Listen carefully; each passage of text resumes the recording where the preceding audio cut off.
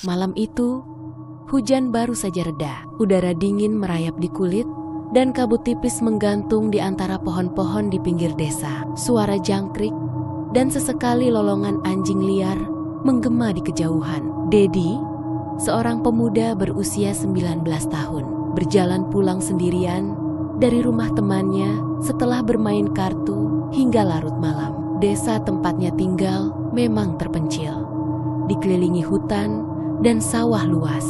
Hanya ada jalan setapak yang membelah ladang kosong menuju rumahnya. Orang-orang tua di desa selalu melarang warga keluar larut malam, apalagi melewati ladang itu. Nanti ada kakek cangkul, kata mereka, sosok misterius yang akan muncul jika seseorang berjalan sendirian di malam hari. Dedi hanya menertawakan cerita itu. Mana ada hantu bawa cangkul, dasar aneh, ucap Dedi dengan nada sombong. Tapi malam ini langkahnya terasa berat. Entah kenapa, bulu kuduknya merinding. Dedi berjalan dengan langkah yang semakin cepat. Hujan yang baru saja reda membuat tanah menjadi becek. Setiap pijakannya meninggalkan jejak berlumpur. Namun, saat ia menunduk dan melihat ke tanah, hatinya langsung mencekam. Ada jejak kaki lain, lebih besar, lebih dalam, dan mereka tidak menuju ke arah yang sama dengannya, melainkan sejajar, seperti seseorang sedang berjalan di sisinya. Jantung Dedi mulai berdegup lebih kencang. Ia menelan ludah, mencoba berpikir jernih. Mungkin itu jejak seseorang yang baru saja lewat. Tapi jika benar begitu, kenapa tidak ada jejak kaki yang menjauh? Tiba-tiba, angin dingin berembus, membawa serta bau tanah basah yang aneh, bau seperti sesuatu yang telah lama terkubur. Dedi berhenti. Sunyi. Tak ada suara lain selain napasnya sendiri yang mulai tak beraturan. Ia mengangkat kepalanya, menatap ke depan. Di kejauhan, kabut yang menggantung di antara pepohonan mulai bergerak. Seperti ada sesuatu yang perlahan berjalan di baliknya. Samar-samar, Dedi bisa melihat sosok tinggi kurus berdiri diam di tengah ladang, menghadap ke arahnya. Sosok itu tak bergerak, tak berkata apa-apa. Tapi Dedi bisa melihat sesuatu yang ia genggam erat dalam tangan kurusnya, sebuah cangkul tua yang berkarat. Dedi terdiam. Itu pasti orang, mungkin petani yang kebetulan masih bekerja sampai larut malam. Ia mencoba meyakinkan dirinya sendiri, tapi ada sesuatu yang tidak beres. Pakaian pria itu terlihat lusuh, robek di beberapa bagian, seperti sudah dipakai selama puluhan tahun. Wajahnya samar tertutup bayangan, namun matanya kosong, hitam pekat seperti lubang tanpa dasar. Tiba-tiba, pria itu melangkah maju. Dedi tersentak mundur. Jejak kakinya bercampur dengan lumpur yang semakin dalam. Napasnya mulai berat. Dedi ingin berlari, tapi tubuhnya terasa kaku, seakan sesuatu mengikat kakinya ke tanah. Ia hanya bisa berdiri di tempat, menyaksikan sosok itu semakin dekat. Lalu tiba-tiba, pria itu menghilang. Dedi terkejut. Ia menoleh ke kanan, ke kiri, sunyi, bahkan suara jangkrik pun lenyap. Dan ketika ia menoleh ke belakang, sosok itu berdiri tepat di belakangnya. Jantung Dedi berdentum begitu kencang, seolah ingin meledak keluar dari dadanya. Tubuhnya gemetar, kakinya terasa lemas, tapi ia memaksa dirinya untuk bergerak. Ia harus lari, ia harus kabur dari sini. Tapi sesuatu menahannya. Saat ia mencoba mundur, tanah di sekelilingnya mulai bergerak. Tanah itu naik turun, seperti bernafas. Dedi bisa merasakan tanah yang basah itu berdenyut, seolah ada sesuatu yang hidup di bawahnya. Jari-jarinya mencengkeram tanah. Dan ketika ia mencoba berdiri, sesuatu yang dingin menyentuh pergelangan kakinya. Dedi menoleh ke bawah. Tangan-tangan kurus dengan kuku panjang menghitam muncul dari dalam tanah, mencengkeram kakinya. Jemari itu berlendir, berbau busuk, seperti daging yang telah membusuk selama berhari-hari. Dedi berteriak dan berusaha menendang, tapi cengkraman itu semakin kuat. Tangannya meraih apapun di tanah, berharap menemukan sesuatu untuk membantunya bangkit. Tapi yang ia genggam justru sesuatu yang lebih buruk. Sebuah tengkorak manusia masih berlumuran tanah, dengan lubang mata kosong yang menatap ke arahnya. Dedi melemparkannya sambil menjerit panik. Napasnya tersengal, badannya sudah hampir terseret ke dalam lubang yang terbuka di bawahnya.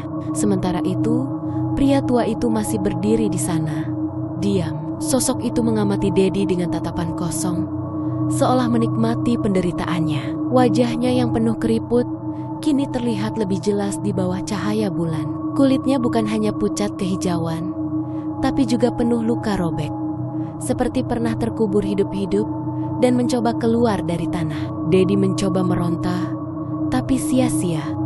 Tanah di sekelilingnya semakin turun, seperti kuburan yang menggali sendiri.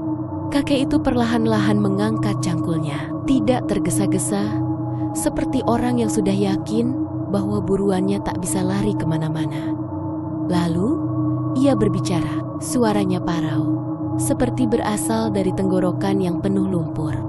Kamu sudah melihat mereka. Sekarang kamu harus menemani mereka. Dedi ingin menjerit, ingin memohon, tapi suaranya tercekat di tenggorokan.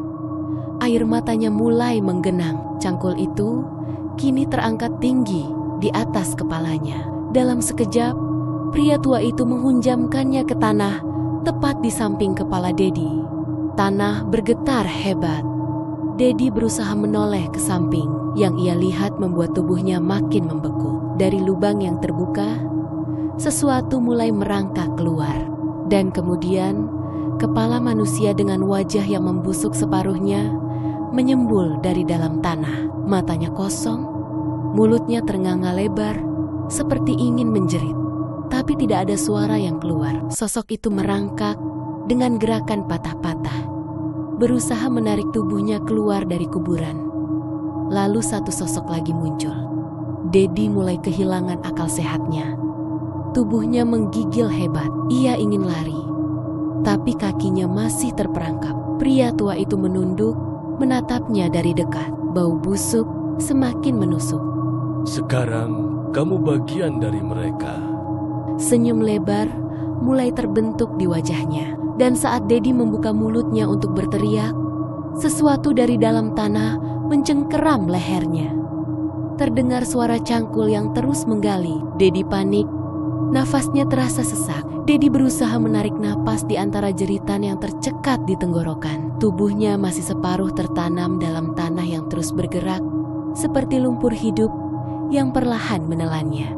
Ia meronta sekuat tenaga, tapi semakin ia berusaha, semakin kuat cengkraman tangan-tangan busuk yang menariknya ke bawah. Jemari kurus dengan kuku panjang mencengkram kulitnya, meninggalkan goresan-goresan luka di lengannya.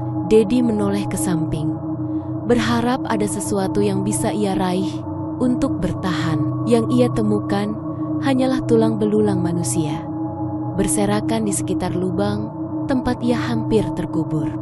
Tulang-tulang itu sebagian masih terbungkus daging yang telah membusuk, dengan sisa-sisa pakaian yang robek dan berlumuran tanah. Sementara itu, kakek cangkul masih berdiri di atasnya, mengamati seperti seorang tukang gali kubur yang sedang menyelesaikan pekerjaannya. Cangkulnya kini terangkat tinggi, besinya berkarat dan basah oleh sesuatu yang tak bisa Dedi jelaskan. Pria tua itu tidak lagi tersenyum, tapi matanya yang kosong semakin gelap seperti lubang tak berdasar.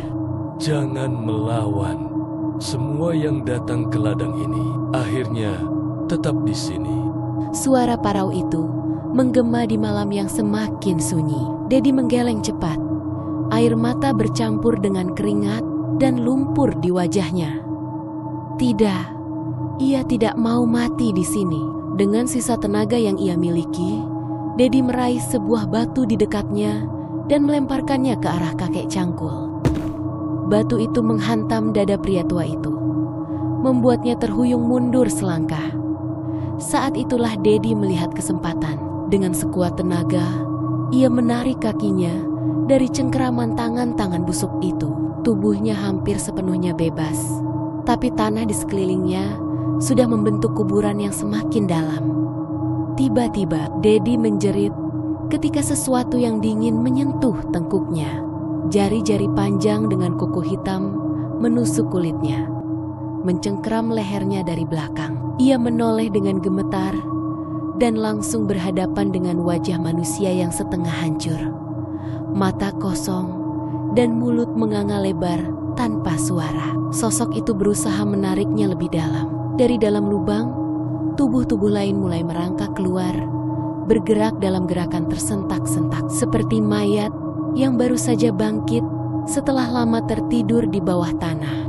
Tangan-tangan mereka meraih Dedi, mencakar kulitnya, menarik bajunya, berusaha menyeretnya ke dalam bersama mereka. Dedi menjerit, menendang sekuat tenaga, tapi yang ia rasakan hanyalah tubuh busuk yang rapuh, hancur berhamburan saat terkena pukulannya, namun tetap bangkit kembali dan terus merayap ke arahnya. Di atasnya, kakek cangkul telah kembali berdiri tegak. Ia memiringkan kepala, menatap Dedi dengan ekspresi kosong. Lalu, ia mengangkat cangkulnya tinggi-tinggi. Kau bagian dari mereka. Kau akan tetap di sini. Cangkul itu meluncur ke bawah dengan kecepatan mengerikan. Tanah di sekeliling Dedi bergetar hebat. Gelap mulai menyelimuti pandangannya. Satu hal yang ia rasakan sebelum semuanya benar-benar hening adalah dinginnya tanah yang kini sepenuhnya menelannya hidup-hidup. Langit masih kelabu saat matahari mulai merayap naik di ufuk timur. Ladang itu terlihat sunyi, hanya ada embun pagi yang menggantung di antara ilalang tinggi. Di tengah-tengah ladang, ada sebuah gundukan tanah yang masih basah, seolah baru saja digali dan ditimbun kembali. Tak ada tanda-tanda Dedi, tak ada bekas perjuangannya. Hanya satu hal yang tertinggal di atas gundukan itu. Sebuah cangkul tua yang berkarat, tertancap di tengah-tengah tanah segar, seakan menandai sesuatu yang baru saja dikubur di sana. Angin berembus pelan, membuat ilalang di sekitarnya bergoyang. Lalu, samar-samar, dari dalam tanah yang masih basah itu, terdengar suara lirih, suara seseorang yang masih bernapas di dalam sana. Tolong, keluarkan aku.